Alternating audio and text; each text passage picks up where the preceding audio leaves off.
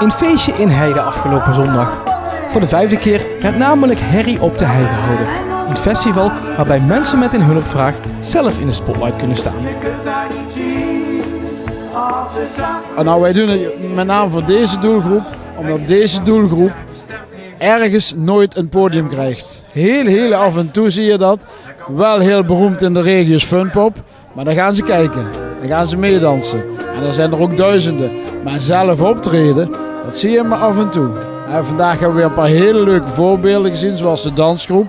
Heel apart. Eerste keer dat ze hier waren. Maar dat willen we ook graag. Die mensen willen zo graag een keer laten zien wat ze kunnen. Ja, en daar hebben we nou een mooi festivaltje voor. Ja, nou, dat is eigenlijk ontstaan. Ik heb altijd in een band gespeeld en toen deden we de Fun Factor begeleiden. En op een gegeven moment werd het steeds minder. En dat waren ook mensen met een hulpvraag die we begeleiden. En toen was dat weg. En toen dachten we zo van, dat is een mooie gelegenheid om dat hier op de Hei te doen. Ik werkte ook als vrijwilliger op PSW Jeruzalem. En daar hebben we een aantal van deze groepen nou die hier ook spelen. Dus ik heb een klein beetje dat netwerkje. Dus dat was 1 en 1 is 2. Dus dat werkte heel goed. Wat maakt het ook zo leuk om met deze doelgroep te werken? Nou, de waardering die je daarvoor terugkrijgt, daar krijg je gewoon een hoop energie van.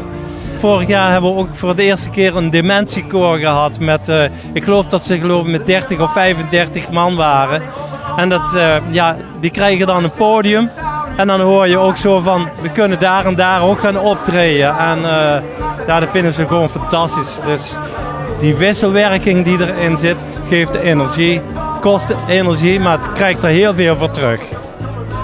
Hier staat ook niet alleen muziek, maar ook kunst gemaakt door de doelgroep, toch? Ja, ook. En we dachten op een gegeven moment die verbreding. Niet alleen muziek, theater een beetje, dansen.